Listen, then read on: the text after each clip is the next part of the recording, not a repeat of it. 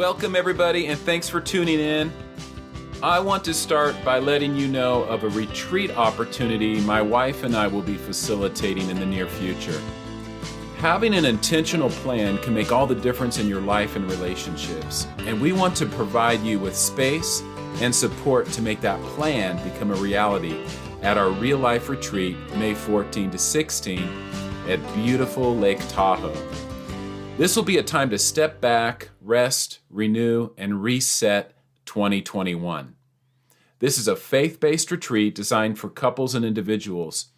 As your hosts and facilitators, my wife and I will guide you through a process of discovery and growth, allowing you the time and giving you the support needed to move forward with confidence and greater intention. This could be a great weekend away for anyone navigating a season of transition, looking for a weekend of Sabbath rest, or simply wanting to live with greater intentionality in life and relationships moving forward. So I invite you to check that out. Check out the retreat page on my website, encompasslifecoaching.com, to learn more, and we would love to see you there. Here in this podcast, we talk a lot about navigating transition, and while I love to discuss all things transition related, I also love talking about relationships and marriage. And navigating change in a marriage relationship has its own unique set of challenges, for sure. And that's why I was thrilled when pastor and therapist Austin Pritchard accepted my invitation to be my guest on Navigate. Austin is a pastor and marriage and family therapist in South Central Pennsylvania. He has a passion for helping people reach their fullest potential and achieve their dreams. Austin spent 12 years in active duty in the U.S. Air Force, where he focused on leading teams, providing support to deployed team members, and overseeing tactical training. Austin received his associate's degree in electronics from the University of the Air Force in 2008. He earned a Bachelor's of Science in Interdisciplinary Studies from Liberty University in 2016 and a Master of Arts in Marriage and Family Therapy from Liberty University in the spring of 2019. Being a husband and father is one of Austin's greatest joys, and Austin and his wife Teresa have two daughters, Aurora and Damaris. Again, thanks for listening as I have a conversation with pastor and marriage family therapist Austin Pritchard about his personal story of transition, what he's learned, and what he wants to pass on to us about marriage and relationships. All right, Austin Pritchard, thank you so much for joining me today for this conversation on Navigate. Yeah, absolutely. Thanks so much for having me, Tim. Love the podcast. Well, thank you. And we love yours as well. And so I get a shot at you today. You got a shot at my wife and I couple weeks ago and for your podcast. And so it's great to be able to collaborate like this. Awesome. Yeah, I love being able to partner with what you guys are doing and seeing everything and just, share with people. You are both a pastor and a therapist. And so this is kind of the backdrop here in terms of maybe some of the things we're going to talk about today. Tell us, what do you do as a pastor that you absolutely love? Yeah, I think one of the things I love as a pastor, and even my role that I've done over the course of the last 7 or 8 years, has been just the teaching and discipleship with believers, with other Christians, and coming alongside them in their walk and helping them grow with their faith. I think most of what I do, those light bulb moments that people have, I love being a part of that on someone's walk, and even in the church. Anywhere, it's just so cool seeing something click, or you're walking alongside someone and then you just see their faith come alive inside of them, or their life begin to change because of what God's doing in them through you, essentially. Yeah, I love that. Probably kind of reveals some of the ways you're wired, I'm assuming, in terms of connecting with people. Would you consider yourself kind of a one-on-one person, or you like to speak to groups, crowds? How do you, or kind of a little bit of both? I'm kind of like a little bit of both. When I did my Myers-Briggs years ago, and I was like 51, 49 E and I. Okay. So it's Yeah. like right in So the middle. Like introvert, extrovert, good yeah, balance. it just Yeah. depends on the day and my emotional state on where I'm gonna land. Yeah. Well, what about your work as a therapist? What do you do as a Mhm. therapist that gets you up in the morning? You just love doing it. Yeah, it's been interesting because being fairly new at it, I've been working within the counseling field for about 4 years, and with graduating now going on 2 years postgraduate, I've been working with people, and still those light bulb moments. Like the best feeling is when you have the conversation with a client and they no longer need Hmm. you. Hmm. It's like Yeah. so satisfying. But I think working with couples has been one of the most rewarding things. I chose when I was doing my bachelor's. It took me about 15 years to do my bachelor's degree. So there's hope for anyone out there still Hmm. struggling with it. It was one of those stories, heartbroken kid drops out junior year. And then I joined the Wow. Air Force and, Okay. plunk around through there and do, they really encourage personal development as you progress through your career. So I got Right. my associates, and it was in electronics because that was in my career field. And then I fiddled around with my bachelor's from communication to cybersecurity, and then I wound up just finishing with the interdisciplinary degree in computational engineering Mm. and business. So it's a dual focused bachelor's, and because of my background with electronics and maintenance and the things I was doing in the Air Force, I had all this technical training that they put in towards that. So I have this computational engineering degree in my understudy, and then I'm like, well, I'm gonna do a hard pivot and do That my sounds like a hard master's. pivot. Yeah, a little bit. And I did my master's in marriage and family therapy. And this is post. I mean, I went through a pretty bad breakup and divorce in 2013 was when it finalized. And Mhm. then out of that hurt, a lot of times I find that God gives us a purpose, right? And Romans Right. 8 talks about using everything for good, right? It Mm. wasn't a good situation. It was a completely broken approach to relationships, but God used that to plant something in me. So I was like, what can I do? What would be the best use of this resource that I have through the military to pay for my degree? Like, I was Mm. blessed because of being in the Air Force. I got to go and pursue my master's without having to pay a ton or take out a bunch of student loans because of my post 9/11 GI Bill. And so I was praying about it. And I really felt, a counseling degree would be super helpful because we interact as pastors with people a lot, and also have a need for that. And I Hmm. was like, okay, well, that's good. Do I just want to do like a general, licensed professional counseling track? Or then I was like, I really feel so many of our issues come down to relationship breakdowns. Mm. And having this background of hurt in my own life is a reality that I was like, okay, what what did I need and what could I learn? And Yeah. just having a heart to see prevent other people, not prevent, but help other people navigate that season and maybe not have the experience I did, right? Can I help someone else not have a divorce or not have a breakdown in Mm. their relationship? And so many of our problems, I really believe, come down to these breakdowns in relationships. Even in individual counseling, Yeah.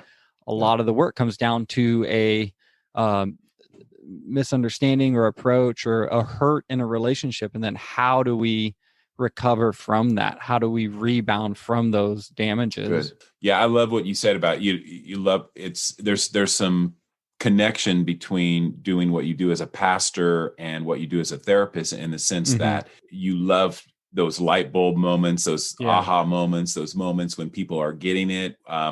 My wife calls, when they no longer need you, Hmm. yeah, my wife comes home sometimes and says, I graduated another couple, or, Oh, I she uses love the word that. graduate. I love I that. love Yeah. that. They no longer need me. They're on to bigger and better things, and they've got some tools and resources they're going to take with them to move ahead.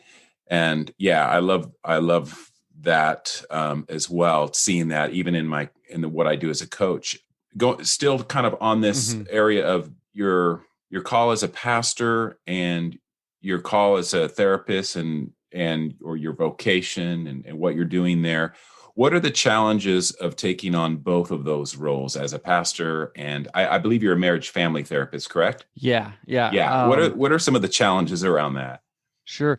Oh, goodness. I think a lot is people hear what you do and they have a need, and then balancing some of the relationships. I think, being a pastor, there's this very intimate relationship you have with people, and you're connected with them. You're very involved in their life, right? You're doing life Right. together. You're participating in their family and their relationships. You're helping and connecting with their kids. You're seeing them regularly and doing, get-togethers and birthdays and celebrations and dinners and all these things. And then therapy in that sphere is very different as far as how you connect with someone. There's that professional relationship and these ethical boundaries that you hold where I don't counsel family or friends. I don't interact with, I actually don't see anyone as a client from my home church. And I that's just, there's some weird kind of boundaries that come into play there as far as that goes, so that you can keep healthy relationships and stay connected to people. Right. As a pastor, you're very, it's kind of a different dynamic, right? Because pastoring, people are coming to you for your opinion or for what, God's word says. And then in therapy, it's much more in that coaching, mentoring type thing where you're helping people move through their struggles, but you're not necessarily imposing your own belief system or worldview on top of that. I think there is some reality that I can't remove myself completely. That's just doesn't happen. But at the same time, you're aware of that. You're not like, if someone disagrees with you, I'm still able to see them as a therapist, because that's the reality of life, that freedom that we all have to choose our interaction. So as a therapist, I can actually model a little bit of Christ in my own life and my own approach, right? And they see me regularly, but without having that sense of not judgment, but them feeling that I'm critical towards them and helping them succeed at life and the life they want to live. And so I think that is super interesting. And I know it's challenging, but I think, we're called to live our life. Was it Timothy, where we're called to live a quiet and humble life, and through that it becomes a witness to others around us. I think some of that, and in Galatians, we're called to be gentle and kind towards people. And those interactions are actually some of our greatest witnesses as believers to other people. Good. Yeah, that's so true. But it is a balancing act, isn't it? And some of that's imposed on you because of the ethics and the boundaries that are kind of written into the whole process, of being a therapist, being a counselor, a professional licensed counselor. So it's a balancing act. And we've seen that as well. As I also, similar to you, was pastoring and doing my full-time coaching work, which had some of the similar areas of needing to balance this, have some boundaries here, Yeah. So, yeah. Well, I'm not making it feel too bad. Like, you don't want to hurt someone's feelings and be like, no, I'm not going to counsel you because I don't want to. It's more like, I would rather keep our relationship where it's at. I would rather be able to be involved in your life. I don't want to give up the relationship that I have currently with you and that ability to do that. That's good.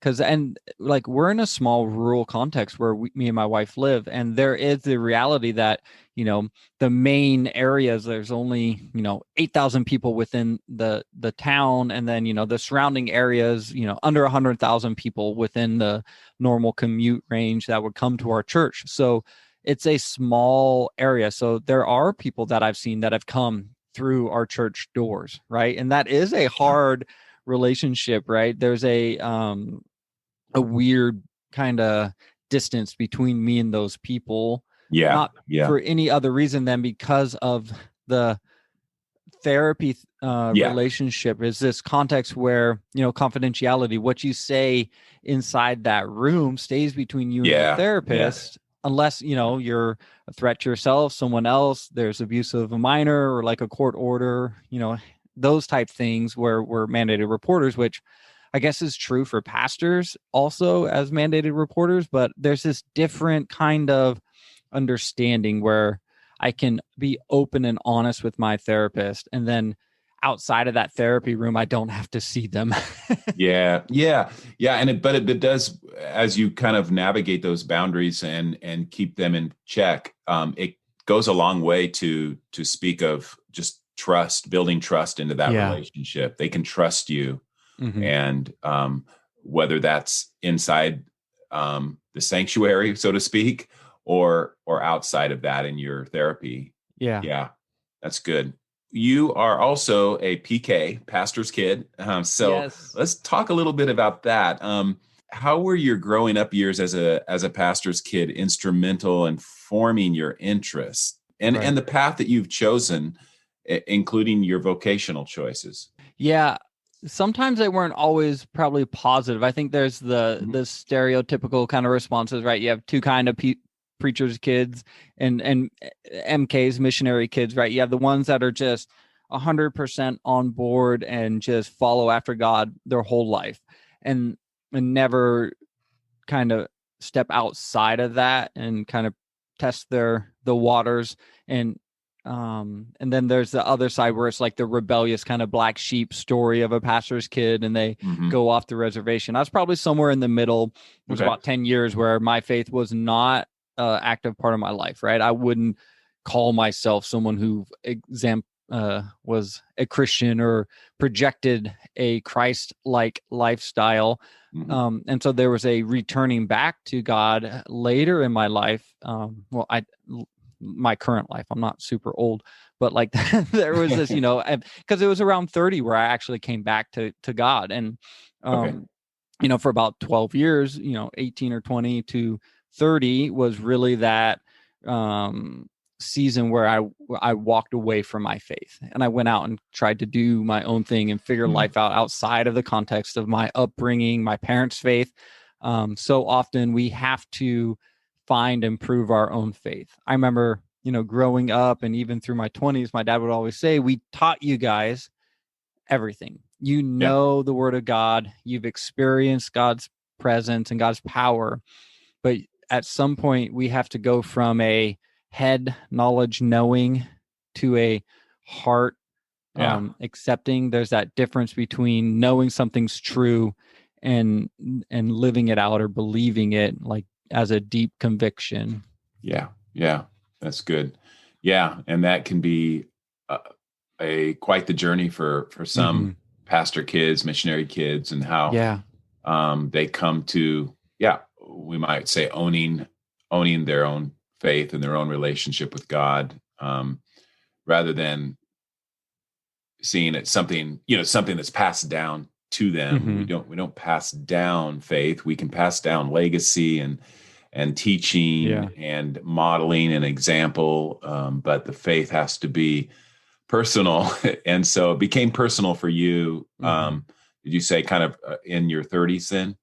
Yeah, really right after my divorce with my first wife, that really was a pivotal turn. I had to decide, and it wasn't like an overnight turn. It was this progression that I went through in returning back to, the faith of my fathers, and then accepting it as my own, right? Yeah. Not just being my dad's faith, my parents' faith, my family's faith, but bringing it in as my personal faith.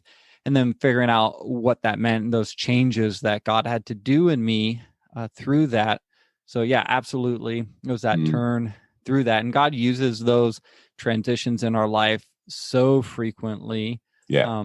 I don't know that you had asked a little bit about vocational choices and work. And I think the negative side of it is that I worked so hard not to be like my dad or follow in his first steps or just Mhm. do be a pastor because everyone thought I should because my dad was. Mhm. And my parents never put any of that pressure on me. They were very open, accepting to whatever career choices we as their kids pursued. But ultimately, when you follow after what God places in your heart and these passions and interests, like I've always been very compassionate and empathetic, and like to not be that is a almost intentional choice where I have to push that side of me aside or down and take a more obstinate approach towards people in relationships. And so I did that for a while, and I outside of where I am right now, I was never able to find contentment. It Yeah. was like I almost had to always be doing something new, which was pretty easy in the Air Force because they move you around a lot. Like Mhm.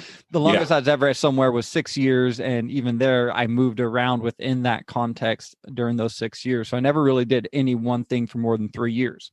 And in about that 3 year point, I would get itchy, it would get old, it would get unfulfilling. And I'd have to look outside of whatever I was doing for something new to try and bring some kind of satisfaction into my own life. So there's this huge contentment missing that I've been able to find, in Christ and in my life in this season. Good. Yeah. I love that. Well, you mentioned transition. Tell me about a transition. So you mentioned one transition, a pivotal point, Yeah. and your with your in terms of your first marriage and Mm-hmm. the coming to faith, coming back to the Lord. But maybe more recently, tell me about one transition that's been especially hard on your marriage, and how are you getting through that? Sure. I think we're constantly going through transitions. One of the ones when I was reviewing this question and thinking about it over the last day or two was when I actually separated from the Air Force was a pretty difficult transition. It's fairly recent in terms because it was I think 2016 or 17. Let's see. I was in 12 years, joined in 2004. So it was 2016 where I separated from the Air Force. So we haven't quite hit 5 years from being Okay. out of the military yet for me. And um, that was, a stable job. One of Mhm. the not many people understood my separating from the Air Force. There were a few, especially within the military, because that community you go in, and if you make it past 10 years, that's usually the bubble, right? If you hit 10 years, Mhm. everyone's like, 10 more, you get a guaranteed pension, right? And Right. guaranteed health insurance, all these payoffs and benefits for, giving 10 or 20 years of your life to service, right? So it's very earned and very deserved. But most people, when they see that, they'll stay even if they're not satisfied. They'll Okay. just gut it out for 10 years or the last 5 years. And there are so many of my friends and colleagues that in the military and that have retired that love the life and were satisfied Mhm. through it. But for me, where God had me, I'd moved up to the area we're in. I had met my current wife and we were dating, and then we got married, and her whole family was from this area. She didn't have the background in the military. Mhm. And so at that end of my last assignment, and my enlistment was up, so I had extended to take this assignment, and it brought me to the 12-year point. And with that, I had to decide if I was going to take the next job offer they gave me and re-enlist for another 3 to 4 years, which would have put me, 15 to 16 years. And at that point, if I had taken that next assignment, I would have just stayed the 20 and retired. So I had this, pivotal thing, and I just wasn't satisfied. I didn't have the drive to pursue progression within that career anymore. Mhm. Okay. And like I love the military and what they are, and I don't really speak bad of it. I think it was a great time of my life and very influential in how I think and approach life, and very developing discipline and routine in myself. Mhm. So benefited from it greatly, but I just couldn't do. I wasn't willing to give 8 more years to something when I Okay. knew that there was a transition coming. Yeah. And so me and my wife prayed for it. And with, marriage, there's this balance of it's not what one person wants. There's two people involved in this relationship. And so my wife's from Pennsylvania. I'm from California. Well, I hadn't lived in California since 2004 when I left. And so I've had these, 12 plus years of being away from my family. She's not used to that. And then I get a job offer from Pennsylvania to go to Texas. And so, I always like to joke that it would have been fair because it's right in the middle from both grandparents.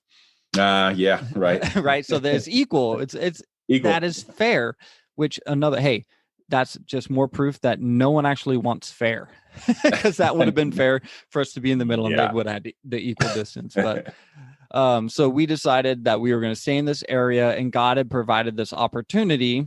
We had been working at a church, and I'd been volunteering at the current church we're serving at.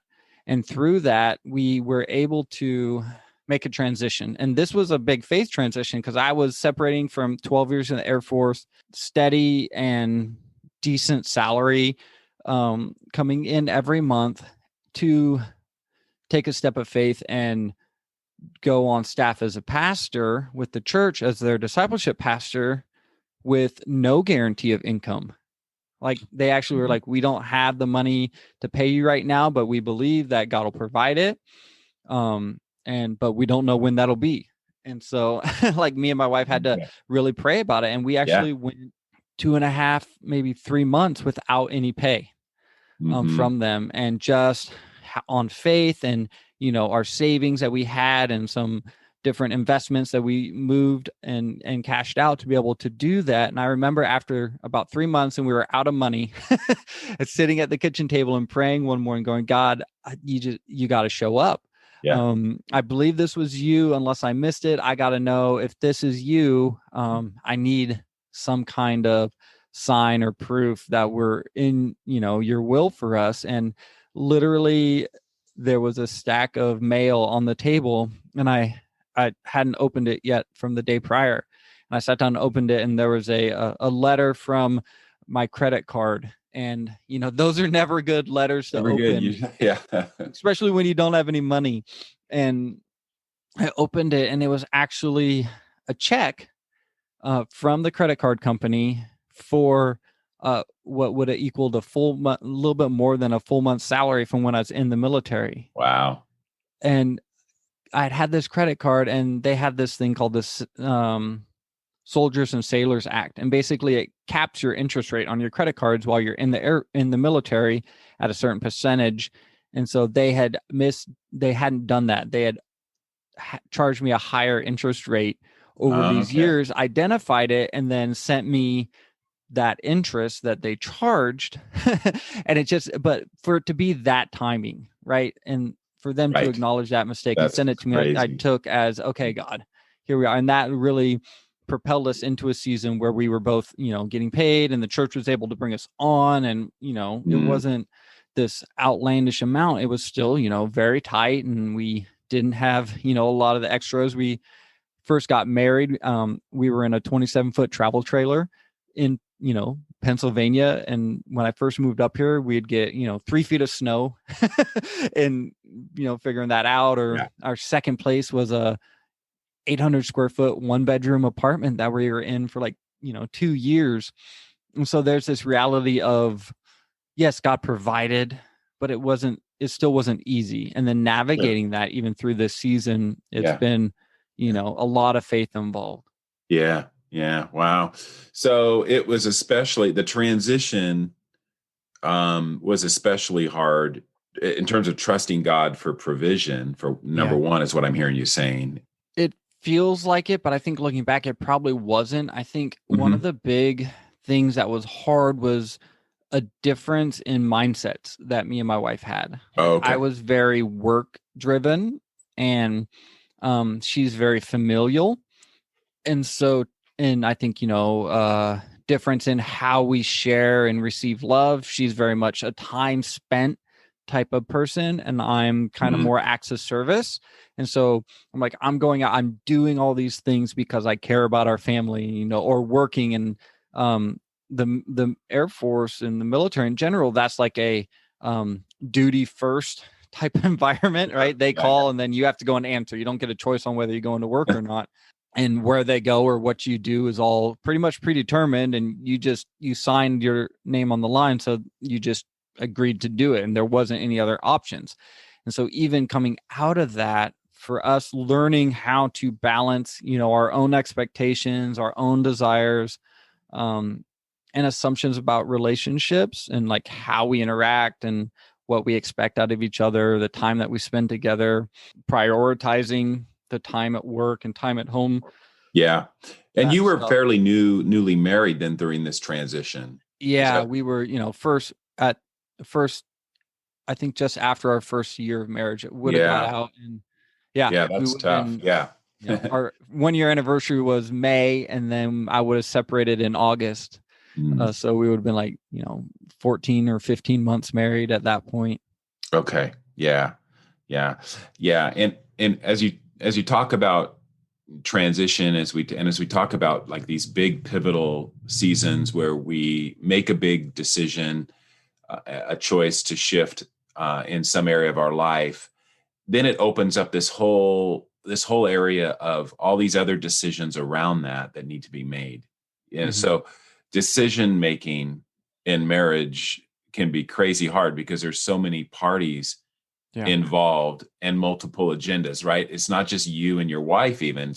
I mean, obviously we have to give priority to that relationship, but there's like you were saying, you have family on one side of, the U.S. and a family kind of on the other side of the U.S. There's other people, expectations around that. What advice would you give to couples starting out in terms of making decisions? Just navigating all those decisions, staying on the same page.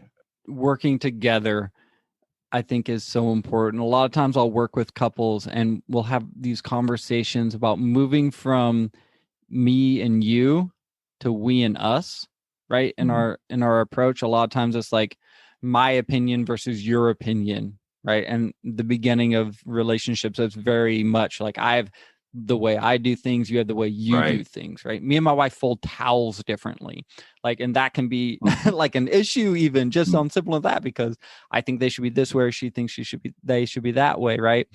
But I mean, it's a small thing, but if we don't come to a agreement on that, how we're going to handle the big things. And I think, scripture tells us that twice, that, once in Genesis and once in the New Testament, and maybe more, that, a man leaves his father and mother and is joined to his wife, and they become one. And that's the way God intended it. And so there's this, awareness of our family. And I mentioned, that desire to be close to my family, or choosing to be next to her family and not leaving this area. But those decisions actually weren't influenced by our parents. Those were internal things that me and her were feeling, that me and Teresa were feeling in our own relationship. Like, I have a deep desire to be close to my parents. That's something that I wrestle with because I'm not close to them, and I know what that feels like for me. And so as a husband, I don't want to put my wife in that situation or even do that ask. Now, we have had the conversation. If God told us or called us to go somewhere, we would go, right? If God had called us and with an opportunity to go to Texas or wherever, we would be the first ones to go, but it would be because God led us there. And so with making decisions for our family and what we do, and how the choices we make, it's very much coming together. Am I willing to work, with my wife? It's this compromise where we're not bringing in my opinion and your opinion and then who's right, as much as what is our opinion. How do we want to do this together? This is how I was brought up, and this is how you were brought up. What works for us? And it could be the way my wife's family did something, because there's things there that I love that I never experienced until I became a part of that family. Or it could be something the way my family has done something that she never experienced, and we want to add that into our family unit. And then it might be none of those, and we have to figure out a new approach to a situation, right?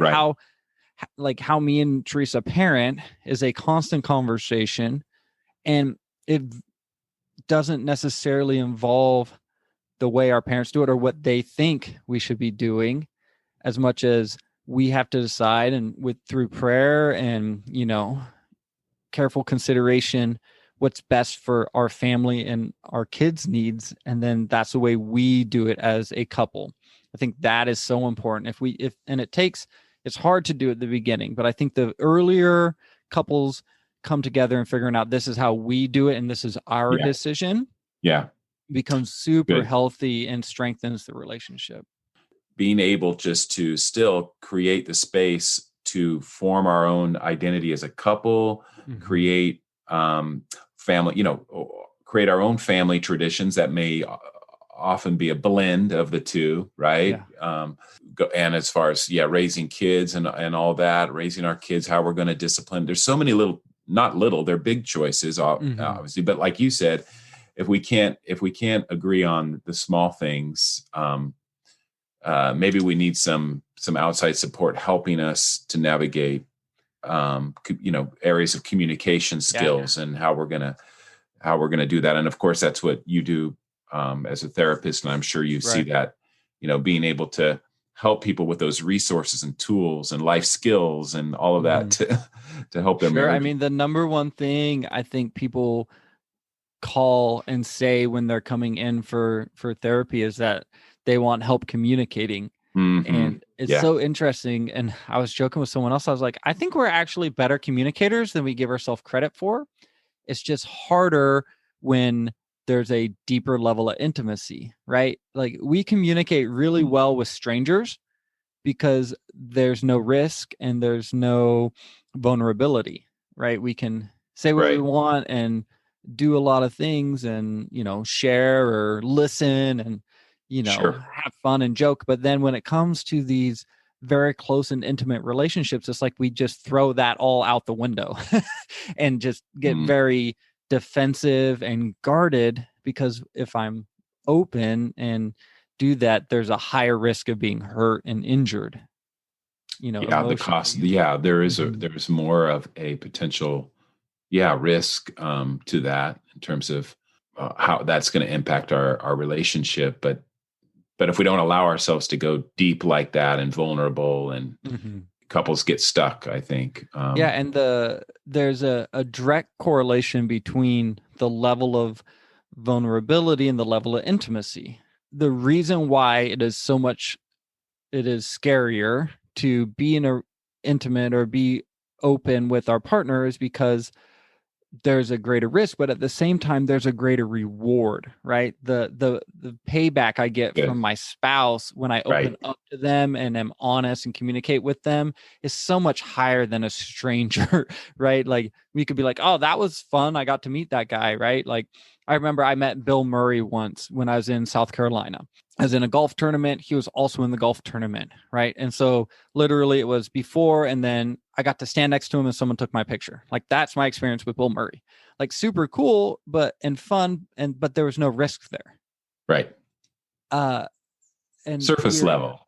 We were able to laugh and joke and, interact, and that was cool. And we had great interactions. I was like, hi, my name's, we were able to talk. And then so many times in relationships, we forget how to talk and we just go through basic problem solving, right? If the only time we talk is when there's a problem and when there's issues or, something's wrong, of course we're going to have communication problems because it's just negative. Yeah. And so like finding out how do we just talk? How do we build those positive interactions, right? Right. So important to balance that out.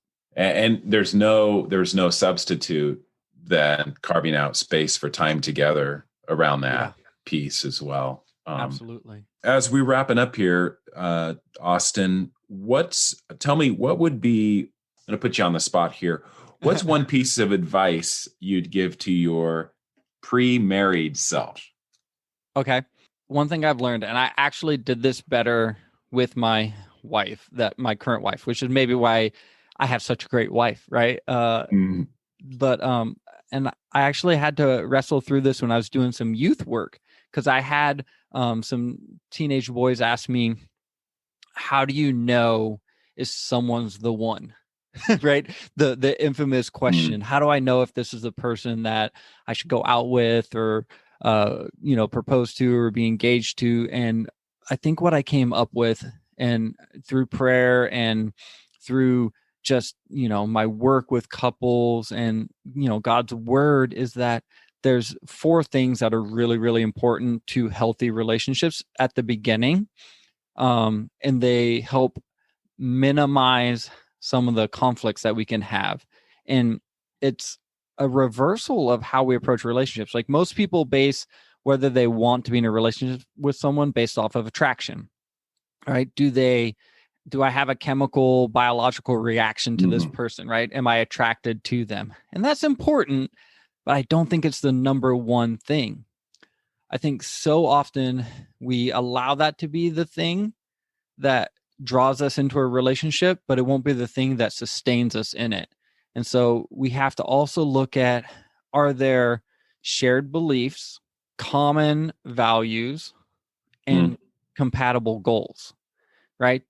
Because if we have opposite beliefs, right, then we're creating an area of conflict where we either have to avoid that whole area of our life and spirituality, which shuts off a huge part of who a person is. And you can't just remove that from someone. It bleeds through every area. And so having beliefs and faith be aligned together is so important for a healthy relationship. And then values, what is important to you? What do you value as a person is very important, right? If you value a large family, then and your partner doesn't, right? That's going to create a conflict. If you value,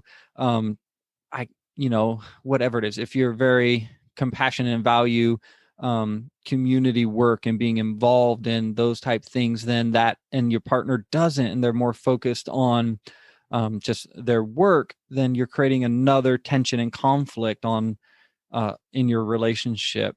And then, compatible goals. I think this is really important. And after our conversation with you and Eve, I think that's something you guys showed so well in that conversation we had a couple of weeks back on my podcast, was having these goals for our life that don't have to be the same, right? We don't have to be doing the same thing, but they're compatible.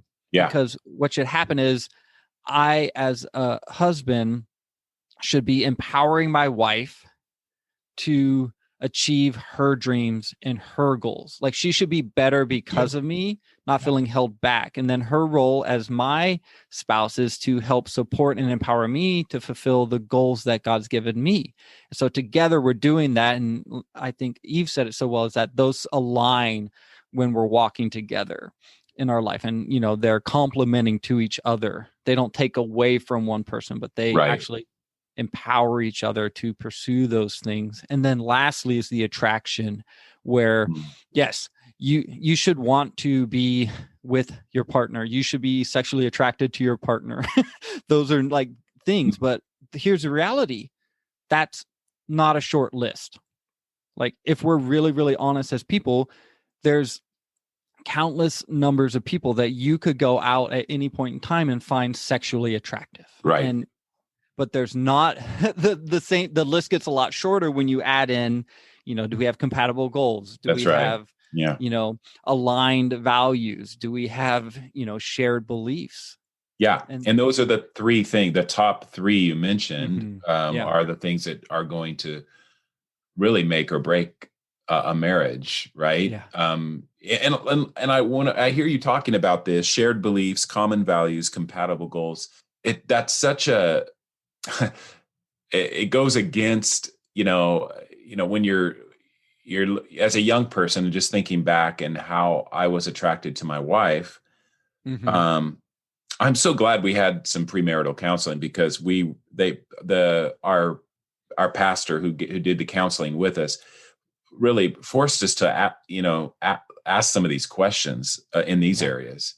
And that was so helpful. Like, we didn't get it all figured out, pre-marriage, but we realized there are some at least some overlap in terms of these shared beliefs, values, and compatible goals. I don't think we're trying to clone each other here, like to say we're just we have to get 100%, right off the bat here, but Mhm. there should be some overlap, to give us peace about moving into this relationship long term, right?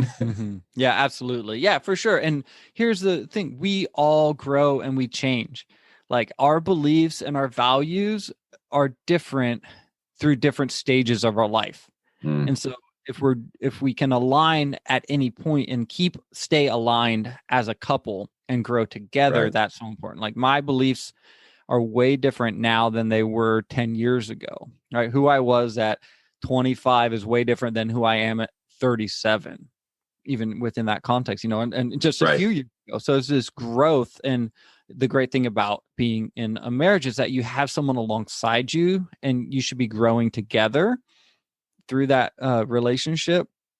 And so if we're doing that, we have this benefit of being able to grow together in our beliefs, in our values, right? And being humble, right? We're called to be humble. And I think some of that is being able to not think that I have all the answers when it comes to my beliefs or my values. Like your Mm, partner is probably right as much or more than you are about whatever it is, whether it's a yeah. belief or a value, right? And so, like being willing to defer to your partner and assume maybe that they're right is super healthy and helpful, I Yeah. think, for our Yeah. relationships. Yeah. Yeah, and just being willing to try new things and explore new Yeah. things that maybe are outside of your existing values Hmm. or goals, and that's what's really helped us too, just explore new things together.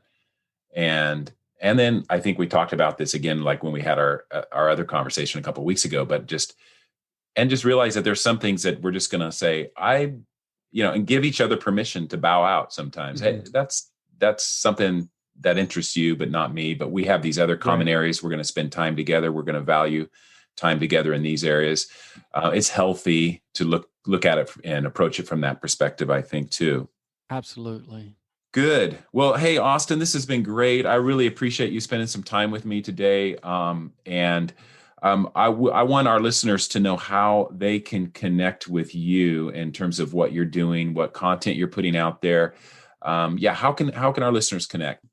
Yeah, absolutely. I think probably the easiest way to connect with me is going to be through my social media. If you actually wanted, it's just Homestead Family Therapy. If you're interested in what I do professionally there, and then homesteadfamilytherapy.com, or on Facebook and Instagram. I try and put out helpful, inspirational, and tools and tips that couples can use to strengthen their relationships there regularly. So I put out videos and different info and graphics to help with that for them. And then I'm just Austin N. Pritchard on Facebook and Instagram for my personal stuff. If you want to see, my two little girls and playing in the snow. Very cool. Okay, so this is how they can connect with you, and I'll go ahead and put some links there in our show notes so our listeners can have a way to get that information as well. But again, Austin, thanks so much for being with me, and appreciate you. And we'll look forward to hopefully some more time together, conversations down the road here. Yeah, I love it. Thanks so much for having me, Tim. You guys have a great day.